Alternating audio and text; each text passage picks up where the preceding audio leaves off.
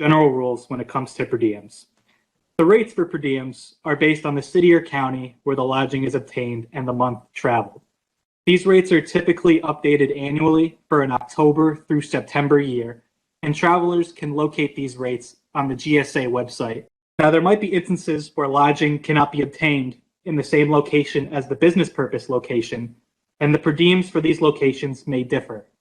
An example of this will be if an employee travels to location A, however, they lodge in location B, which has a higher per diem rate than location A, the employee would actually be entitled to the per diem rate in location B, where they're lodging, even though it's higher than the per diem rate where the business purpose is. Now, this should be done within the best interest of the state, and there should be a documented business justification for this on the expense report if this scenario occurs. For overnight per diems, these follow the following order, which is dinner, followed by lodging the night of, and then breakfast the next day. This is also what we consider an overnight trip, which is important when we talk about some of the different methods of reimbursement on the next slide.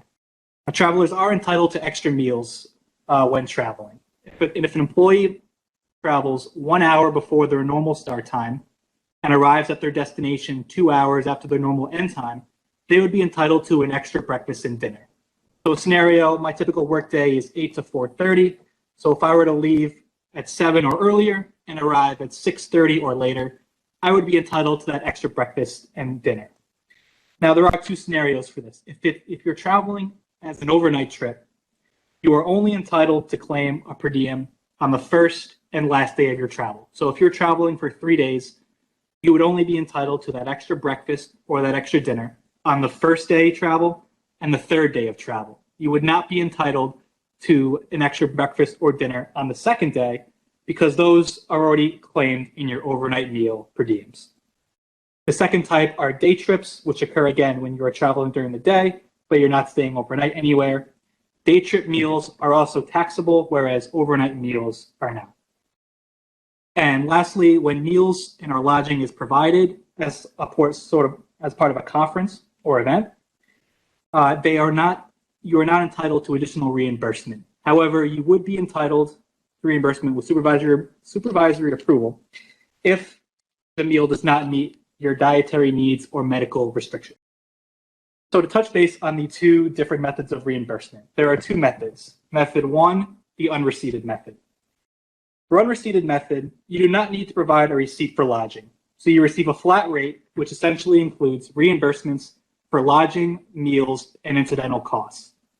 The incidental costs are very minor purchases that you might have to make while on your trip, such as toothbrush, toothpaste, tipping hotel staff.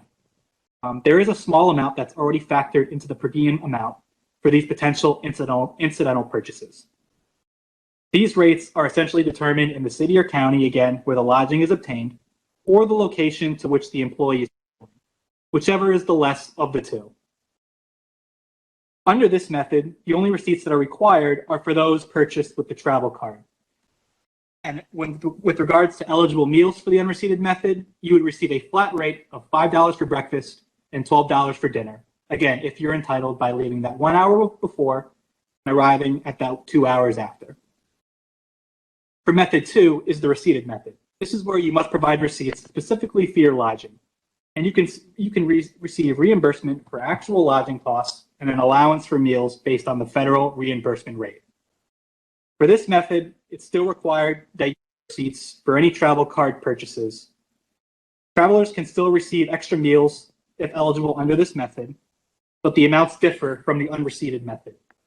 Breakfast here is 20% of the meal per diem for an extra breakfast, and an extra dinner would be 80% of the meal per diem based on the location where you're staying. Now, it's important to note that this 20% and 80% breakdown is different than the GSA breakdown. The GSA breaks down these per diem amounts into breakfast, lunch, dinner, and incidentals. New York State does not actually reimburse employees for lunch or reimburse the incidentals separately. Again, the incidentals are already included in the per diem amount. You can locate the per diem rates between the breakfast and dinner rates in the GFO section 13, subsection 4D. And it is also important to note that travelers may not combine the two methods of reimbursement in the same overnight trip. So again, touching back on day trips, the other form, instead of an overnight trip, would be if you're doing a day trip.